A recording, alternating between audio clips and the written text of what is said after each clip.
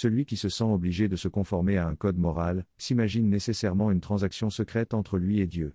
Chacun ressent au fond de lui, une pulsion de liberté, qui le dispose naturellement à essayer de transgresser les normes et de sortir des sentiers battus.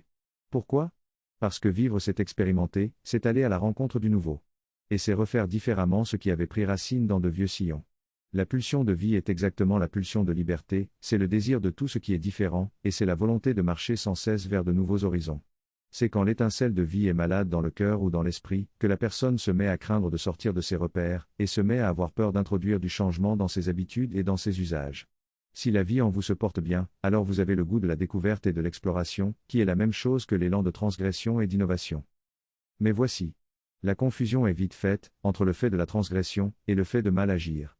La racine de l'idée du mal vient de l'esprit de contrôle. Quand vous voulez soumettre quelqu'un à votre contrôle, vous ressentirez comme étant une mauvaise action, tout ce que la personne fera et qui serait susceptible de l'affranchir de votre contrôle. Certes, il existe objectivement de mauvaises actions, mais depuis longtemps déjà, les sociétés humaines ont étendu l'idée de la mauvaise action, à d'innombrables choses qui n'ont de mauvais, que leur propension à nourrir l'insoumission et l'indépendance chez les personnes qui s'y adonnent. Nombre de gens s'astreignent à essayer d'obéir à un code moral dont ils ignorent qu'il est d'abord, et même seulement, un instrument de contrôle social. Nombre de valeurs morales ne sont là que pour contenir les velléités de liberté de ces esprits qui ont une tendance naturelle à aimer l'exploration et l'innovation. L'homme conditionné ne remet jamais en cause ses valeurs morales, et il sera le premier à vous faire la guerre, socialement parlant. Et parfois physiquement parlant. Si vous essayez de respirer au-delà de ces carcans moraux.